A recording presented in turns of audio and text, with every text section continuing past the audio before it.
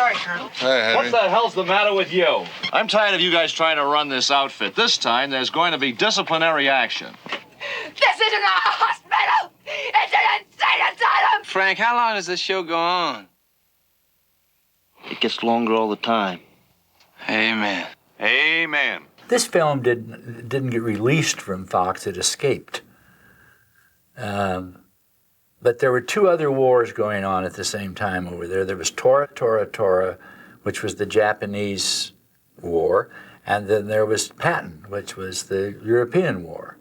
And then here we were with this low-budget kind of thing, and I knew that these other two films were big films for the studio, and everybody had their eyes on them, and we were really a drive-in commodity. We were taking a chance on the whole project. Untried producer, second-time director, a subject about a war that had long been forgotten, most likely have relatively unknown cast. So the whole thing was chancy. This picture was about $3.5 million. And I said, we can't draw attention to ourselves. I can't go over budget. I can't do anything that's going to ring a button so somebody up on these higher echelons is going to look at us. So we kind of hid out on the back lot of Fox. Our cover were these other two Fox pictures that were big war pictures. So that's what everybody looked at the dailies of. I looked forward every day to when the MASH dailies would come up, because there were a lot of surprises, and I've got to hand it to Altman, who embellished the screenplay to a great degree and added a lot more zing and kick and outrageous behavior to it. A friend of mine, Lardner Jr., who is a screenwriter, read a book in galley form before it was published. That book was MASH. But after reading it, and nobody had seen it before because he read it to give the book a recommendation, either in the papers or right on the cover. So he called me and says, "You've got to read this." Ingo suggested Ring. And then, I read some of Ring's recent work, and I, of course, knew of him and of his talent. And the fact that he had been blacklisted, didn't even enter into it. It never dawned upon me, actually. I was only interested in getting somebody whose frame of mind could see the possibilities of this kind of delicious, mad, insane world that the book did. Ingo and Altman both came to New York for conferences, and Bob has told me several things he thought could be improved in the script, and I agreed with them. And so I did rewrite in accordance with his views, and I thought that had completed the job more or less, because I thought he had said everything he had to say. And I didn't like it very much, the script as it was, but I had been working for about 4 years on a project called The Chicken and the Hawk, which was about World War I flyers. And I knew I was never going to get that done. It was very expensive, and I had no real credentials. I wasn't known very well. And I thought, if I can do the same kind of thing in this MASH project that I wanted to do, that I had been working so long on The Chicken and the Hawk. And so I agreed to do it. I had a director who was not able to give me any conditions, because he was the one whom I hired, and he was like a pussycat. I'm sure he'll never again be as nice and pliable as he was with me, especially in the casting. I was told that a fellow named Ingo Preminger wanted me to play a role in a film called MASH. They sent me the script. I had no career. I had nothing. I couldn't afford a cup of coffee. They offered me the job and the money. There was no director. There were no other actors.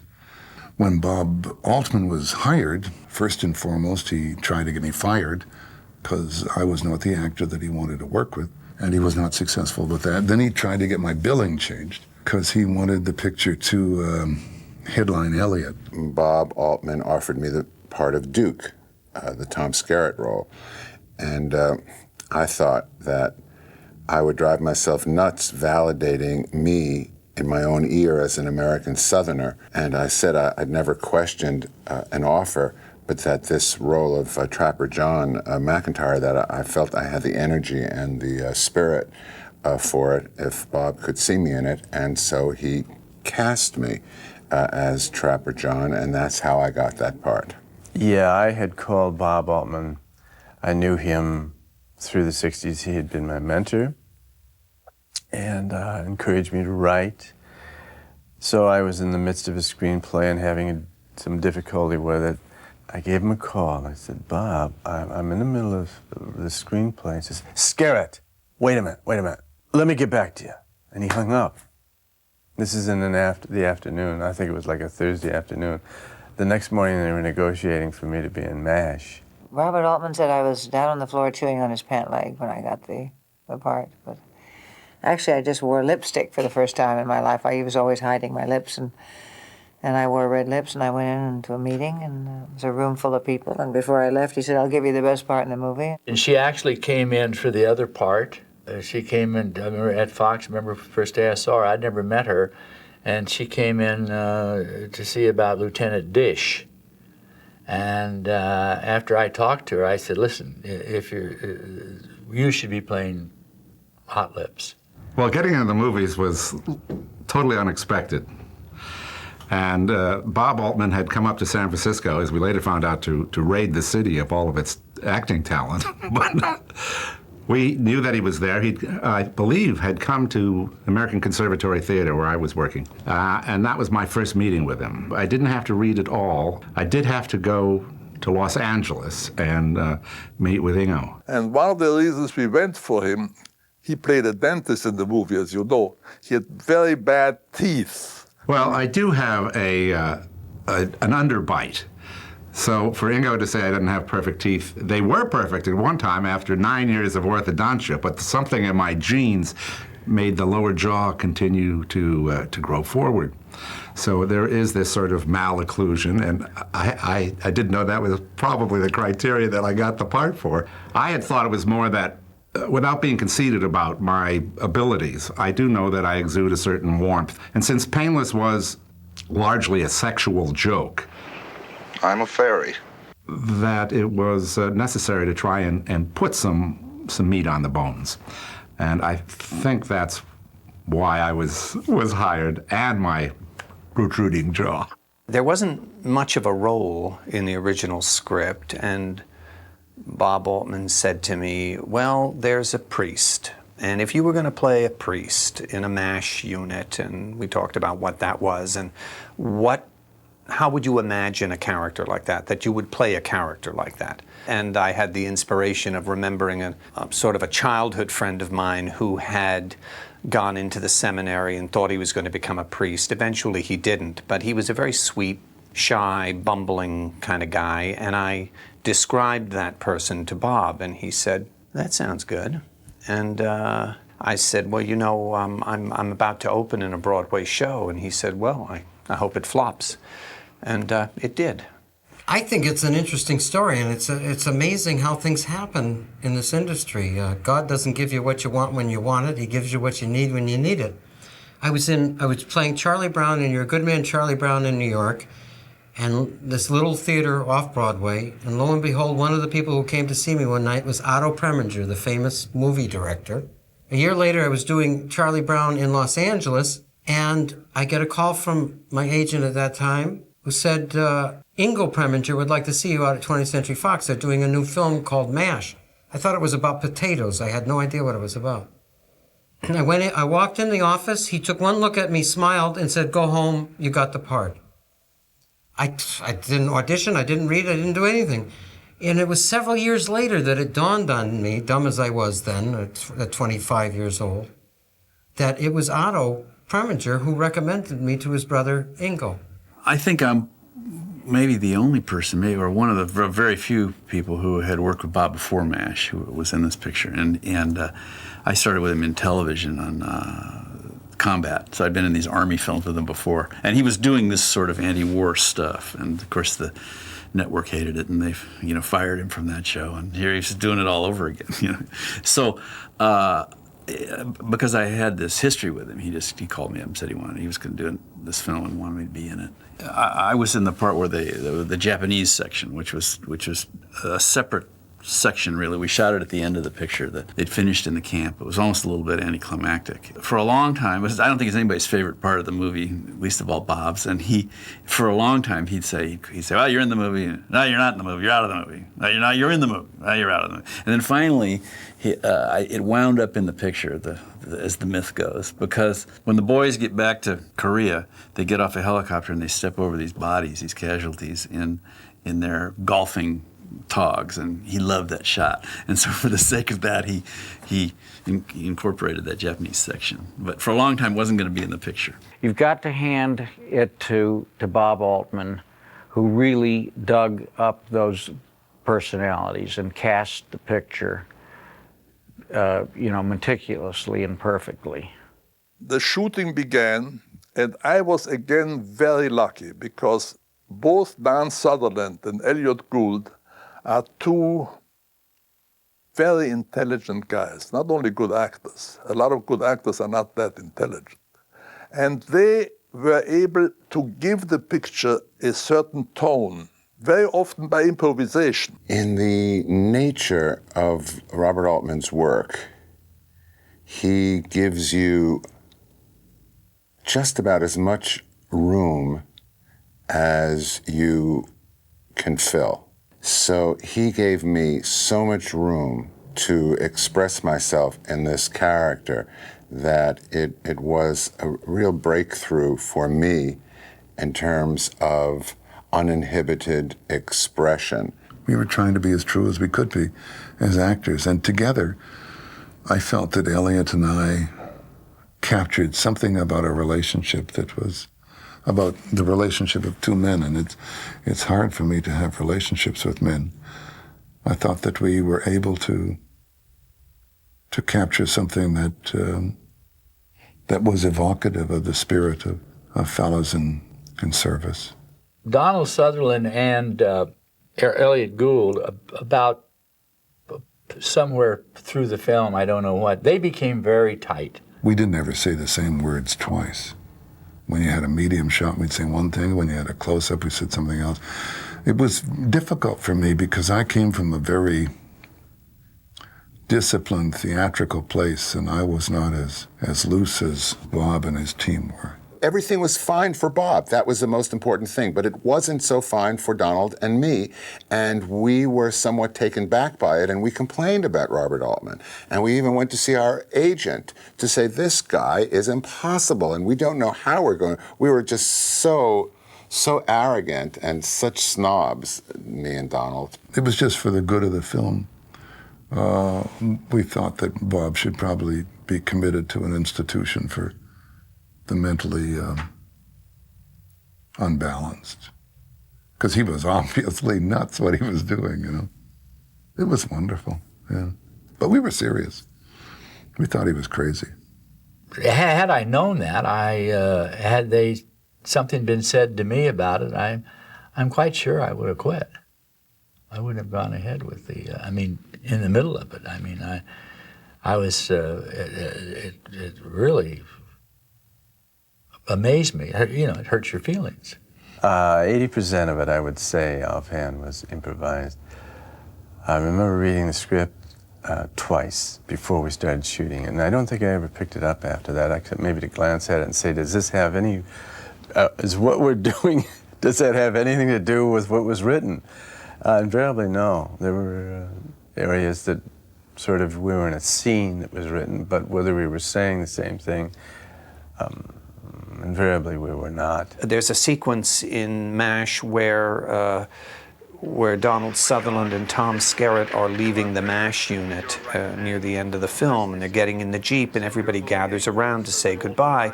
And while we were setting it up, I had a little prayer book, and I looked in it, and I found a blessing for a chariot or other vehicle. And all you had to do was replace the name of the vehicle. And so I went up to Bob, and I said, this is pretty hard to resist. And I showed him a blessing for a Jeep. And so I come in, and I'm blessing the Jeep.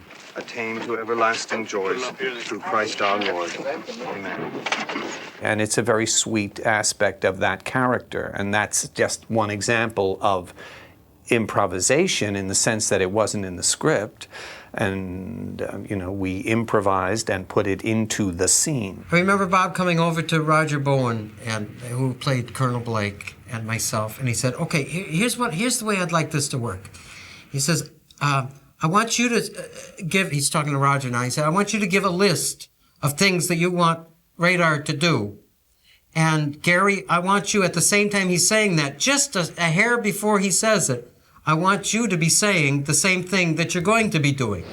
Radar! Yes, sir. Once I you get guess a hold I of better call Major Major Burns tell him and we're tell going to him have to to hold put a couple another of day shift surgeons and a over night from the day shift out of the night shift. I'll put in a call Get into General Hammond down Hammond there and Seoul. Saul. Tell him we got to I have hope two he new sends us surgeons those right two new away. surgeons. We're sure going to need them. Attention, may I have the camp's attention? This week's movie will be MASH. The loudspeaker came in. That was David Arkin, who played Volmer. But the loudspeaker came in when we were editing. And we just didn't have enough transitions from scene to scene. Bob wrote some additional speeches or announcements, which were read by Sergeant Volmer. And so they became a kind of a laugh, and they also became a transitional device. Everything that would happen, we would send Arkin down to the sound department, and we'd record this stuff. The head of post-production at Fox sent a memo to all the editors in the editing department asking them to please take down their pin-up pictures of naked women, etc., and so that our rooms could remain clean and neat. And Ingo Preminger saw that memo on my desk and said, where did this come from? And I told him, and he said, this is just perfect material for Sergeant Volmer. The following memo has just come through. Please remove all pictures, postcards, nude calendars, etc. from the walls so that our rooms may look clean and orderly. That is all. I thought that we needed more speakers, more inserts of speakers. So Bob said, oh, fine, go shoot them. But one wonderful thing that I don't think anyone knows about is that our astronauts were on the moon. They had just hit the moon, I think the day before. I've got a couple of those in the shots of the speakers with our astronauts on the moon in the background. Bob came to a tent that we were playing poker in during a break. And he said, listen, this is Sally Kellerman's first nude scene. It's that scene where the shower curtain comes down. He said, I want everybody to stay here because she's kind of uptight about it and a little nervous about it. So I've just got I got a skeleton crew to shoot it. So I said, well, if she's that uptight about it, why don't we all stand there off camera naked ourselves so that she knows she's not alone? Now you think, I meant it as a joke. Yes, there was a little levity in my shower scene. It was a closed set. I'd asked Bob if I could. I really didn't want to have to be naked, but it was like the whole, joke of the film, the whole kind of premise of a certain aspect of the film. And so I said, well, Bob, could I at least look really pretty? And he said, yeah, you could stand there and we'll have the entire crew light you for an hour. And you can stand there stark naked or as fast as you hit the deck. That's what we'll see. So I asked him if I could wash my hair so I wouldn't just be staring at the curtain. And I hit that deck fast, but when I looked up, there was Gary Berghoff, stark naked. So when the curtain went down, I was standing stark naked next to the camera. And she of course, is looking at the camera, the point of view of the people who were supposed to be, applauding her, who set this whole thing up in terms of the cast. And what does she see? She sees a naked Gary Berghoff standing there with my little fuzzy hat on. Hawk, I really must, I should check with the military vicar's office. You see, I cannot give absolution to a man who is about to commit suicide. It's a mortal sin. Look, Dago, he is not committing suicide. He is only intending to commit suicide. So you're not dealing with an act, you're dealing with an intention. And if it works, if what we're doing works, then he will not commit suicide. So therefore you are preventing a mortal sin, okay? Well, I should check. Will you check on it?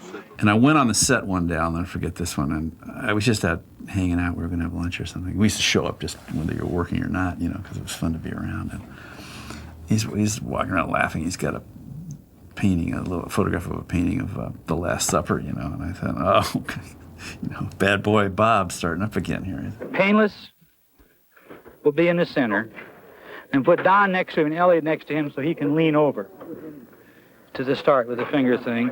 And this should be Merhart, I guess. Yeah, Merhart, Radar, Boone, and Hojon. All right, where are we at now? Y'all come here to pay your final farewell to Painless here. Good old Walt. But you know, it occurs to me that maybe it's not so final after all. I think that maybe Walt's going on ahead of us into the unknown to do a little recon work for us all. My memory of it is that we had a talk about the scene. It wasn't scheduled for that day. And I don't remember whose idea it was, but I do remember him saying to somebody, go to research and get a picture of that Da Vinci painting. And we all went off to lunch. And when we came back from lunch, the set was there. I mean, the table was there, and we all took a look at it, and we sort of just very, very loosely rehearsed how we would get into it. And at the last minute, I guess I, as the Christ figure, had to have my hands out and turn my head. It was presented so theatrically. It was not presented as realism. It was presented as truth. You know, it wasn't a realistic scene. It's almost like a stage scene when you see it. There's sort of ground fog, and you're looking at the whole tent, and it's The Last Supper. It was a glorious day because there wasn't anything that was written. We just, by this time, we're all so in sync with each other that it was very, very easy to duplicate the picture. We understood exactly what was happening, enjoyed the satire of it, and that's all there was to that scene, really, with the exception until I get into the coffin. Ring Lardner, arguably, more than anyone, deserved that Academy Award. And when I say arguably, because some people say, well, but you ad-libbed so much of the dialogue. Bob liked that. He liked the feeling of actuality. But we could not, see, there's no freedom. Creative freedom without discipline. We could not have done that ad-libbing if the structure of the scenes weren't so artfully written. I only went on the set once while the picture was being made. Then Bob went through a big act of shouting, hey, somebody find the script, here comes the writer. I treated this as just a joke. But the fact is he was changing a great deal.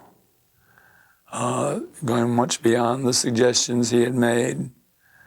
But like the suggestions he had made that I incorporated into the script, almost everything that he added to it was in the same spirit as the script. Well, it was an ensemble film. I thought it should be we should be in the middle of all this stuff. It shouldn't be a clean, precise, dialogued film.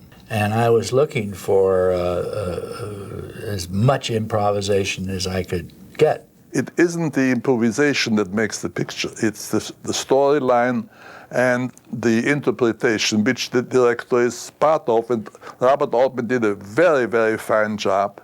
And I appreciate it even today. He deserves a lot of credit. But I cannot take away the credit from the actors and from the script. Had it not been for the script, I certainly wouldn't have done it because Ring had in his script all of these very heavy operating scenes. I think I told him, listen, Bob, these guys have up to their elbows in blood. That was something that I immediately wanted. And when we got into the operating room, I put rubber gloves, balloons, strange pieces of fruit, all in the people's guts. So we had our blood and guts. We had little objects for the surgeons to discover, like a fruit pit, and throw it in the pan. And I just gave them things to look for, and it kept the thing rolling. There was a talk at the end of the editing that, those operating scenes will have to come out by the studio, and I, I prepared for battle then, because they were, I felt, were what gave that film credence. In the final editing, it balanced out perfectly, and Bob was absolutely right. I thought that it might turn off audiences, so that it would become so grim that it would be hard to laugh through that, and or to recover from it. But he found just the right balance.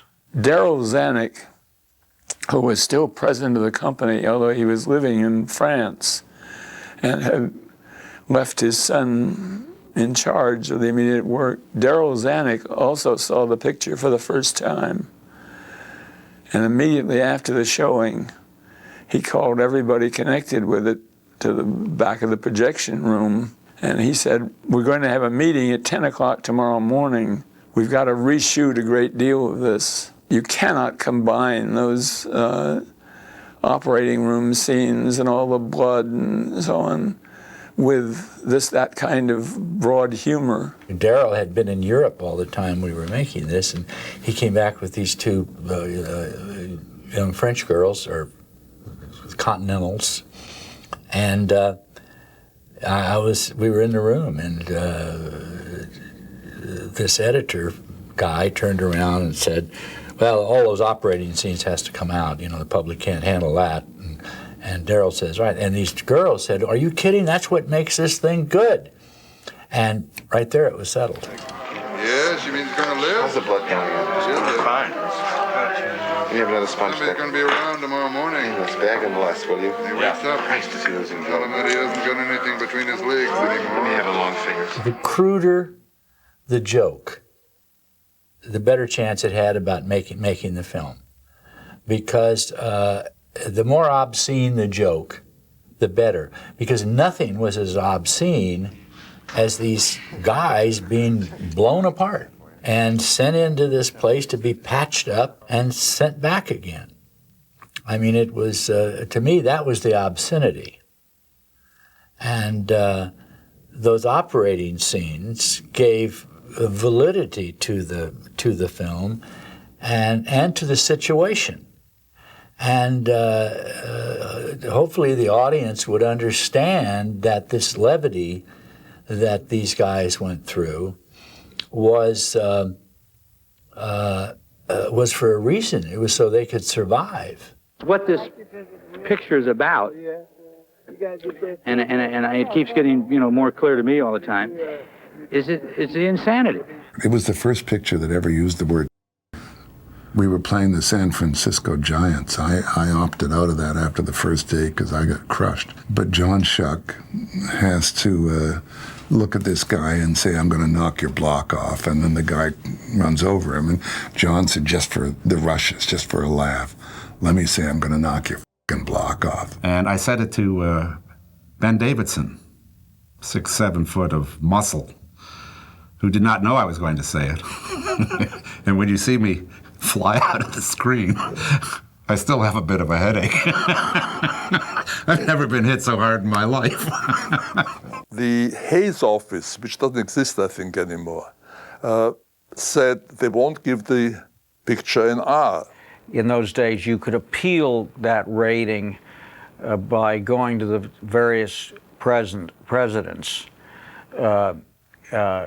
who would meet at a body and see the picture, and you could make it a personal appeal there, because an X was really a condemnation of the picture. I said I couldn't do less than an R, and I refused to accept A, the cutting out of that four-letter word, and B, accepting an R. I said to Richard Zanuck, we have to stand on our rights, and they will give in, and they gave in. when we showed the picture to Ring Lardner Jr., and I really didn't know how great a guy he was because I didn't know very much about the Hollywood 10, and that he, I think, was one of the last living writers and somebody who didn't testify.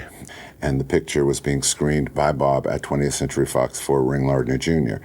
And Ring Lardner Jr. came outside. I'd seen the picture, and I, wasn't crazy about it. It took me a long time to recognize what Bob had accomplished and what he had done for all of us. But Ring Lardner came over to me, and I didn't know why he was coming over to me, and he said, "How could you do this to me? There's not a word that I wrote on screen." And then, of course, Ring Lardner Jr. went on to win the Academy Award for the Best Screenplay. See, when I went up to receive the Academy Award, there was more applause than there usually is for a writer's award, and I thought, felt properly that this was a recognition of the end of the blacklist, that I was getting this as one of the Hollywood 10, and had gone to prison for contempt of Congress. And people in the Academy were showing how much things had changed in Hollywood by the fact that they were applauding this. Anyway, I regretted afterwards that I hadn't spoken more about Altman, because obviously his was a great contribution. I think the younger audience that sees this picture is going to think it's Vietnam. I mean, most people don't even remember the Korean War. We have to have someplace in time to set it, but it has no, I'm talking about a non-place. The whole point of the film, as far as I was concerned, and most of the people that, my collaborators, was that this was it was to be obscene. It was really quite an anti-war statement. And interestingly, you had soldiers who appreciated it, and you had protesters who appreciated it. Everybody got into this film for different reasons, I suppose. But it was, the timing couldn't have been more exquisite. In fact, the Pentagon, as I understand it, banned it when it first came out. The service guys were going AWOL to go see it. And Altman made a statement to the press, we intended MASH to be an anti-war film. We can't understand why the Pentagon banned it. We always thought the Pentagon was anti-war.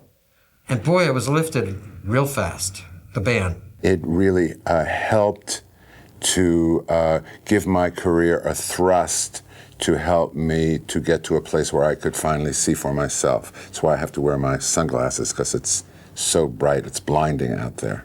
My memory of it, of making that movie, is very warm and pleasant. The response it had, particularly with soldiers, with GIs who were on R&R from Vietnam, was terrific. They felt that they had a voice, The film is a feather in everybody's cap. It shows that Bob Altman is a genius. I still think that it's the best thing that he's ever done. It was fresh, audacious. It was dramatic as well as funny. It had something to say, and it was bold, and it didn't cost very much, and it was a gusher. Comparatively, it made more money than big blockbusters today. The big blockbusters today make it because they're big in cost and big in grosses, but comparatively, MASH, I think, was held its own against any of these pictures. I think if those operating scenes had been taken out of that film, we certainly wouldn't be sitting here talking about it. It would have been what I think they thought it was going to be, just a frivolous comedy, which the book was. I don't know if you ever read that book, but it's that it came from. And that was all from Ring Lardner, those were written in his script. And had they not been in his script, I wouldn't have done it anyway.